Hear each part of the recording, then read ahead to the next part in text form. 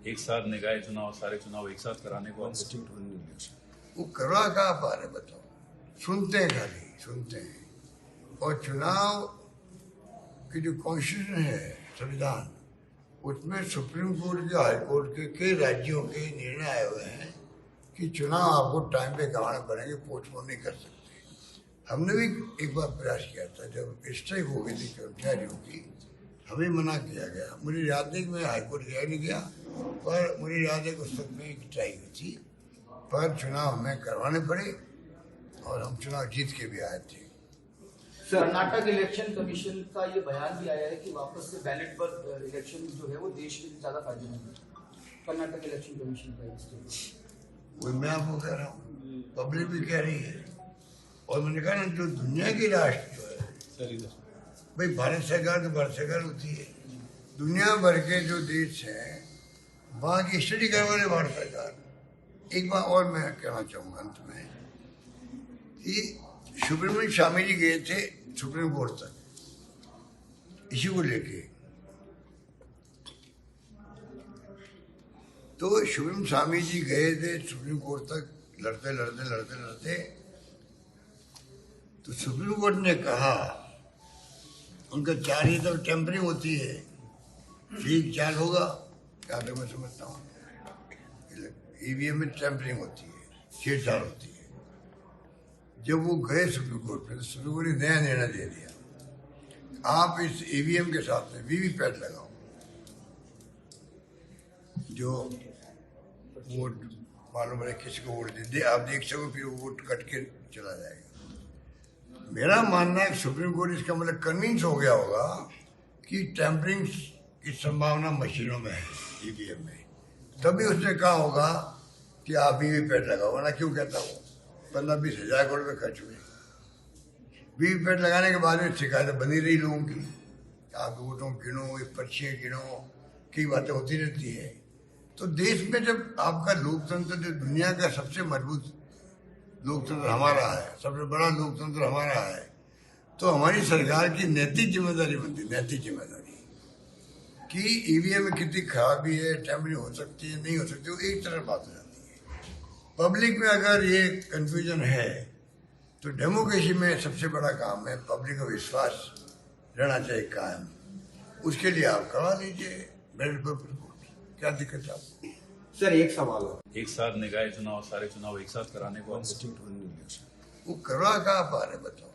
सुनते हैं, खाली सुनते हैं। और चुनाव की जो कॉन्स्टिट्यूशन है, संविधान, उसमें सुप्रीम कोर्ट के, हाई कोर्ट के कई राज्यों के निर्णय आए हुए हैं कि चुनाव आपको टाइम पे कराने पड़ेंगे, पोस्टपोन नहीं कर सकते। हमने भी एक बार प्रयास किया था, जब स्ट्राइक हो गई थी कर्मचारियों की, हमें मना किया गया। मुझे याद नहीं कि मैं हाईकोर्ट गया नहीं गया, पर मुझे याद है कि उस वक्त में एक स्ट्राइक हुई थी, पर चुनाव हमें करवाने पड़े और हम चुनाव जीत के भी आए थे।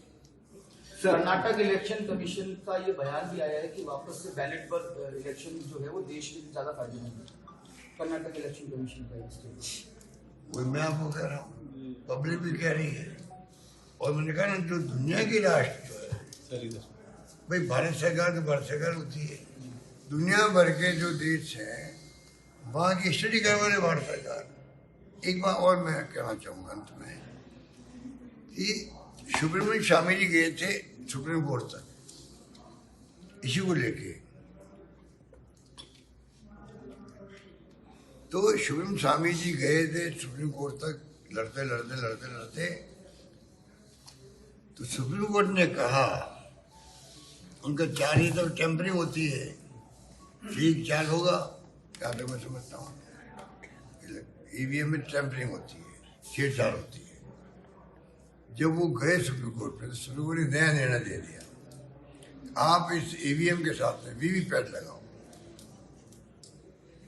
जो वोट मालूम है किसी को वोट दे आप देख सको, फिर वो वोट कट के चला जाएगा। मेरा मानना है सुप्रीम कोर्ट इसका मतलब कन्विंस हो गया होगा कि टेम्परिंग की संभावना मशीनों में है, ईवीएम में, तभी उसने कहा होगा कि आप वीवीपैट लगाओ। ना क्यों कहता हूँ, 15-20 हज़ार करोड़ रुपये खर्च हुए। वीवीपैट लगाने के बाद में शिकायतें बनी रही लोगों की, आप वोटों गिनो, पर्चियाँ गिनो, कई बातें होती रहती है। तो देश में जब आपका लोकतंत्र, जो दुनिया का सबसे मजबूत लोकतंत्र हमारा है, सबसे बड़ा लोकतंत्र हमारा है, तो हमारी सरकार की नैतिक जिम्मेदारी बनती है, नैतिक जिम्मेदारी कि ईवीएम में कितनी खराबी है, टैम्परिंग हो सकती है, नहीं हो सकती, वो एक तरफ बात हो जाती है। पब्लिक में अगर ये कंफ्यूजन है तो डेमोक्रेसी में सबसे बड़ा काम है पब्लिक का विश्वास रहना चाहिए कायम। उसके लिए आप करवा लीजिए बैलेट पेपर रिपोर्ट, क्या दिक्कत है आपको? सर एक सवाल है। तो अभी मजा आता अगर वसुंधरा राजे वापस मुख्यमंत्री बनती अभी पहले की तरह, तो मजा आता संघर्ष करने का। वो तो उनको मौका दे रहे हैं उनकी पार्टी वाले। हमें इस बात का दुख भी है कि वसुंधरा जी अनुभवी है, उनको मौका क्यों नहीं मिल रहा है? मिलना चाहिए था आपके हिसाब से। मेरे हिसाब से तो मतलब नेचुरल चॉइस तो उनकी वसुंधरा जी होनी चाहिए थी, नेचुरल चॉइस। जी, अब वो नहीं तो मैं क्या कर सकता हूँ? उसका नुकसान कहीं ना कहीं जनता को हो रहा है, आपको लगता अब वो तो आप खुद को पूछ दीजिए वसुंधरा जी को। है? ठीक है। बात है दिल्ली की बात। दिल्ली में जो राहुल जी ने वोट चोरी की बात करी है, ये बहुत खतरनाक बात है। अगर मान लो चुनाव आयोग जो है, चुनाव आयोग का जो रवैया है, ऐसा मैंने आज तक नहीं देखा। आरोप तो आप जानते हैं, आप सब मीडिया वाले हैं, आरोप हमेशा लगाए जाते हैं, चाहे वो कलेक्टर हो, जिला प्रशासन हो, चाहे वो चीफ सेक्रेटरी हो, चाहे मुख्यमंत्री हो, विपक्ष आरोप लगाता है। और कभी मैंने देखा नहीं, पॉलिटिकल व्यक्ति तो जवाब दे सकता है, मुख्यमंत्री दे सकते हैं, मंत्री दे सकते हैं, पर ब्यूरोक्रेसी के अंदर आरोप लगते हैं। वो प्रयास करते हैं कि हम कैसे इम्प्रूवमेंट करके बताएं कि देखो हमने इम्प्रूवमेंट कर दिया। ये मैंने देखा है। चुनाव आयोग है, अगर जाए कोई शिकायत करता है चुनाव आयोग में, विपक्ष वाले डेलीगेशन लेके जाते हैं, तो सुन लेता। वो सुनने के बाद में वो अपनी कार्रवाई करता, विश्वास दिलाता है कि हम कोशिश कर रहे हैं, आपने जो पॉइंट दिए हमने नोट कर लिए हैं और हम प्रयास करेंगे कि आपकी जो शिकायतें उनको हम दूर करें। ये कायदा होता है। पहली बार देख रहा हूँ कि जो चुनाव आयोग है वो खुद ही बहस में उलझ जाता है। नंबर एक, वो खुद ही जो है बहस में उलझने के अलावा जिस रूप में उसका रवैया होता है, कोई पत्र लिख दिया, मान लो खड़गे साहब ने लिख दिया पत्र, जवाब देंगे तो उसकी लैंग्वेज बड़ी, कहना चाहिए कि हल्की लैंग्वेज होती है। ये कायदा नहीं होता है। डेमोक्रेसी में आप विपक्ष का सम्मान नहीं करोगे तो फिर डेमोक्रेसी कैसे रहेगी? तो मैंने देखा जो पत्रों के जवाब आते हैं वो भी बड़ी लैंग्वेज ऐसी आती है, वो अच्छी परंपरा नहीं है। अब मुद्दा उठाया राहुल गांधी जी ने 1 लाख वोटों का, मान लीजिए उनको करना क्या था कि भाई ठीक है आपने हमें दिया है, हम जांच करवा लेंगे। 15 दिन के बाद में आप जवाब दे देते भाई इसमें ये बात सच्चाई निकली, इन बातों में दम नहीं था, आपको जवाब दे, बात खत्म हो जाती है। आपने स्टैंड लिया है, आप तो पहले एफिडेविट को फिर वो जांच शुरू करेंगे।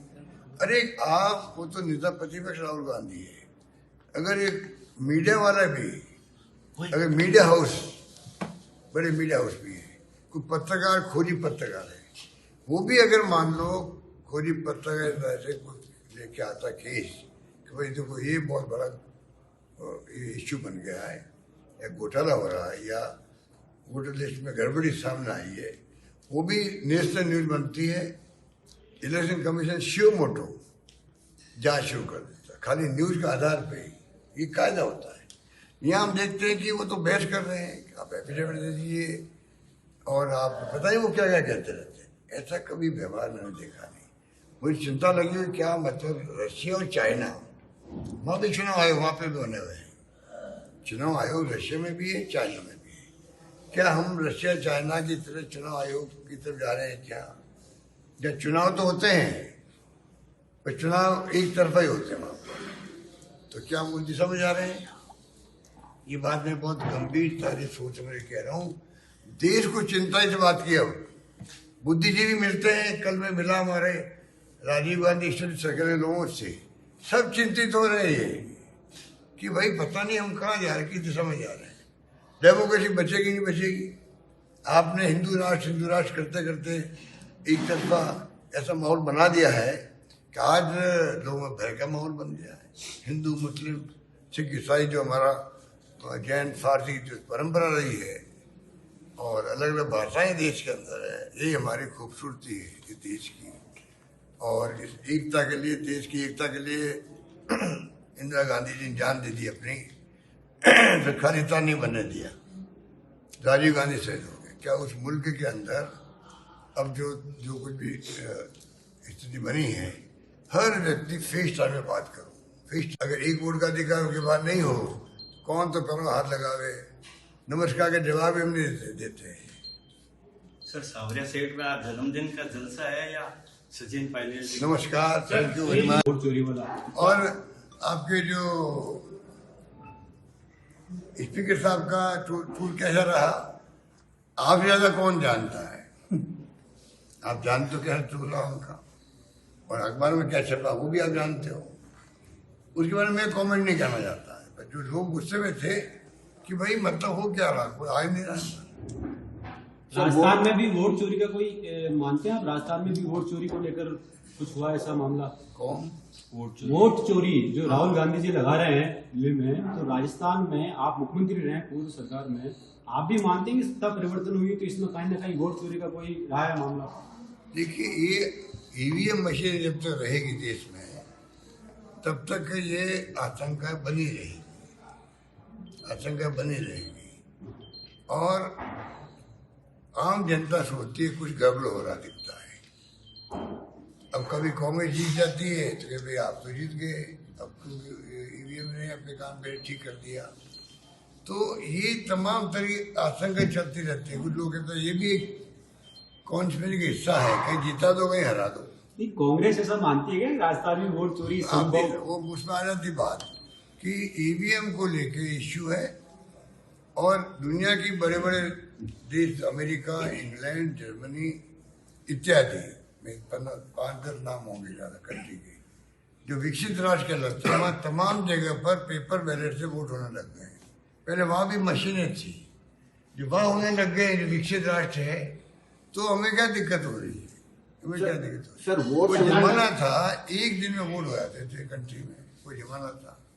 अब 2 महीने इलेक्शन, 2 महीने इलेक्शन चलते हैं, 1 महीने 6 बार इलेक्शन होते हैं। उसे लोग आशंका पैदा होती है भाई ये क्यों कर रहे हैं। आशंका को समाप्त करने की जिम्मेदारी किसकी है? सरकार की, चुनाव आयोग की है। वो निभा नहीं पा रहे हैं। आप संतुष्ट करते जनता को, विपक्ष चुप हो जाएगा। जनता को संतुष्ट आप करोगे ना, कौन करेगा? सर, इलेक्शन बहुत ही अलग ढंग का नजारा था। जनरली क्या होता है कि अतिवृष्टि होती है तो उसके अंदर लोग तकलीफ होती है, पानी भर जाता है और लोग परेशान भी होते हैं, केवल नावें चलानी पड़ती, पानी निकालने के लिए सब होता है। पर ये दीवार जो घेरी है उसके बाद में अचानक जो फ्लड आया है तो वो घरों के अंदर घुस गया, 4 फीट 5 फीट, सारा सामान जो बह गया हो या पूरा नुकसान हो गया हो, तो अलग ढंग का या मतलब परेशानी है। उसके मर्म को समझना पड़ेगा सरकार को। वास्तव में जो हालात बने हैं घर घर के अंदर, हर घर के अलग कहानी थी। तो मैं जब गया तो बहुत गुस्से में लोग थे। हमने उनको शांत करने का प्रयास किया कि हम आप आए इसलिए हैं, आपकी भावना पहुंचाएंगे मुख्यमंत्री तक और आपके खुद के एमएलए साहब जो स्पीकर हैं, तब जाके वो शांत हो गए। और फिर मैंने वहाँ पे वो होमगार्ड वालों का था माइक, उसको लेके फिर मैंने उनको ढंग से समझने का प्रयास किया। तब उन्हें तसल्ली हुई कि हमारी बात पहुंच जाएगी। इमीडिएटली वहाँ से आने के बाद मैंने मुख्यमंत्री जी से और स्पीकर साहब से बात करी और कलेक्टर से बात भी करी। तीनों ने कहा नहीं, हमने सब व्यवस्था कर रखी है और सर्वे भी हमारा हो गया, सर्वे आ गया है। तो मैंने कलेक्टर को कहा कि सर्वे आ तो गया होगा, पर आप ये देखें कि सर्वे किस प्रकार का आया है। केवल नीचे स्तर पर रूटीन के सर्वे हो जाते हैं, क्योंकि जिस प्रकार के हालात है उसमें इतना जल्दी सर्वे होना संभव नहीं है। जो सर्वे इन्होंने किया है वो सुपरवाइज किया है, सुपरवाइज किया। वो जो उसको जाके गहरे में जाना पड़ेगा, तब जाके आप नंबर 1 की सर्वे हो। नंबर 2 मैंने मुख्यमंत्री जी को कहा कि, और मैंने विश्वास दिलाया लोगों को भी, मैं मांग करूंगा कि सर्वे घर घर का होने के बाद में स्पेशल पैकेज घोषित हो सरकार का, तब जाकर के उन घरों तक मदद मिल पाएगी। फिर भी पूरी मदद नहीं मिल पाएगी, हम जानते हैं, पर कम से कम तसल्ली हो जाएगी भाई ठीक है मुझे कुछ मिला है। तो ये मैंने तीनों को भावना पहुंचाई मेरी। मैंने कोई आरोप नहीं लगाया, ना मुख्यमंत्री पर, ना स्पीकर पर, किसी पे लगाना, ना जिला प्रशासन पर। आरोप की राजनीति मैंने नहीं करी, क्योंकि स्थिति ऐसी है, पहले इनको कम से कम राहत तो मिले, और राहत 2 तरह से। एक तो इमीडिएट राहत, जो मतलब वहाँ टायर टूटे पड़े हैं, मान लीजिए दीवार गिर सकती है किसी घरों की, मान लीजिए ऐसी ऐसी लोगों ने बताया मेरे को, साहब ये तो कम से कम ठीक करवाओ। आप आए तो लाइट आ गई, बाकी तो हमारी प्रॉब्लम है। तो एक तो इमीडिएटली उनको राहत मिले, वो रहने लायक बन जाए। अभी बरसात अभी तक चल रही है, तो पूरे घर में वही पहले मतलब माहौल बरसात का, वही पानी बिखरा हुआ, कहाँ सोए, कहाँ खाना पकाए, कोई पता नहीं। कुछ पैकेट धर्मेंद्र राठौर साहब और जो जिला कांग्रेस वाले लोग हमारे हैं, ये पहुंचा रहे हैं। डीएम ने मुझे कहा कि हम लोग पैकेट पहुंचा रहे हैं, तो मैंने कहा और संख्या बढ़ा दो उसकी, लोगों को भी पूरी राहत मिले। ये मैंने बात की है। ये तो बात रही है आपके अजमेर की। राजस्थान में बीकानेर डिवीजन गया, जोधपुर डिवीजन गया हूँ, और मैं आपके अजमेर डिवीजन आया हूँ। भरतपुर भी गया मैं, करौली भी गया मैं। तो कहने मतलब मैं कई जगह गया हूँ, और जयपुर में हम लोग है ही हैं, हजारों लोग मिलना आ रहे हैं बाहर से। सब जगह वॉइस ये निकलती है कि सरकार नाम की चीज नहीं है। हम किसको जगह शिकायत करें, करप्शन भयंकर बढ़ गया है नीचे स्तर पर। लोग बहुत दुखी हैं, और अपनी सरकार की तारीफ कर रहे हैं या हमारी कामों को याद कर रहे हैं, कहूँगा तो इनको तकलीफ ज़्यादा होगी, मुख्यमंत्री जी को और सरकार में बैठे हुए लोगों को। मैंने उनको आगाह किया कि जितनी ज़्यादा आपकी आलोचना होगी, जितना ज़्यादा विपक्ष मजबूत होगा, उतनी अच्छी गवर्नेंस होगी। गवर्नेंस खाली एक मुख्यमंत्री अकेला नहीं करता है। गवर्नेंस में तमाम जो मंत्रिमंडल है या पूरा कुनबा है बीजेपी का, चाहे वो संगठन भी क्यों नहीं हो, और फिर जो ब्यूरोक्रेसी है ऊपर से नीचे तक, पट्टवाई लगा करके चीफ सेक्रेटरी तक, सब में जब इकबाल कायम होता है, तब जाकर के वो जो है गवर्नेंस अच्छी होती है। अगर आलोचना कोई करता है, एक तो आप फिजूल की आलोचना कर दो बिना कुछ तथ्यों के, बिना तर्क के, तब तो क्या होता है कि वो माना जाती है हमें बदनाम करने की साजिश हो रही है, तब माना जाता है। उस पर हमारा विश्वास नहीं है। हमारा विश्वास है कि वास्तव में स्थिति जो है वो अगर हम नहीं बताएंगे सरकार को, मुख्यमंत्री जी को, तो हम अपना जो कर्तव्य है वो पूरा नहीं करेंगे। क्योंकि विपक्ष में आज हम लोग हैं, तो विपक्ष का धर्म अलग होता है कि कम से कम हकीकत क्या है वो ध्यान में लाया जाए सरकार की, जिससे कि सरकार सुधार कर सके, फीडबैक मिल सके, और वो आदेश जारी कर सके, और वो गवर्नेंस अच्छी दे सके। तो पब्लिक इंटरेस्ट में जितनी ज़्यादा आलोचना होती है, मान लो तथ्यों के साथ में, उतनी अच्छी गवर्नेंस होगी, तो फायदा किसको मिलेगा? पब्लिक को मिलेगा। ये हमारा ध्येय है, तो वो हम लोग चल रहे हैं ढंग से आगाह कर रहे हैं इनको। इनके खुद के इंटरेस्ट के अंदर है कि वो गवर्नेंस को इम्प्रूव करें। इनकी शिकायतें दिल्ली में बहुत हो रही है, अब ये बात मैं बोलता हूँ तो उनको अजीब लगती है। दिल्ली में आप किसी से भेज दिए, उनको पूछिए, आपके जो इंटेलिजेंस के लोग हैं उनको दिल्ली भेज दीजिए चुपचाप, दिल्ली में क्या माहौल है सरकार के बारे में मालूम पड़ जाएगा इनको। इनके मुख्यमंत्री इंटरेस्ट में कह रहा हूँ मैं कि जब आप मुख्यमंत्री हमारे हैं तो अच्छी गवर्नेंस देंगे तो पब्लिक को फायदा होगा।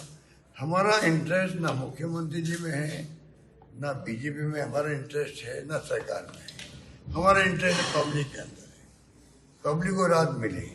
इसलिए अगर कमजोरी है सरकार के बारे में, अगर ये चल रहा है बीजेपी के अंदर भी कि गवर्नेंस अच्छी नहीं हो रही है, तो ये हम तो अपनी ड्यूटी पूरी कर रहे हैं, चाहे वो बुरा मानो चाहे वो किसी रूप में लो, वो तो उनके ऊपर है। मैं उनकी जगह होता तो मैं फीडबैक के रूप में लेता आया हूँ आज तक। हमारे वक्त में आलोचनाएं कम नहीं होती थी। कई बार हमारी पार्टी के लोग भी हो सकता है आलोचना करते हों, कई बार हमारे विपक्ष तो करते थे। हम बुरा नहीं मानते थे, हम उसको अगर न्यूज़ पढ़ लेते थे मीडिया में, सुन लेते थे टीवी में या सोशल मीडिया में, तो उसी वक्त मैं कार्रवाई करता कि भाई ये क्यों रिपोर्ट आ रही है।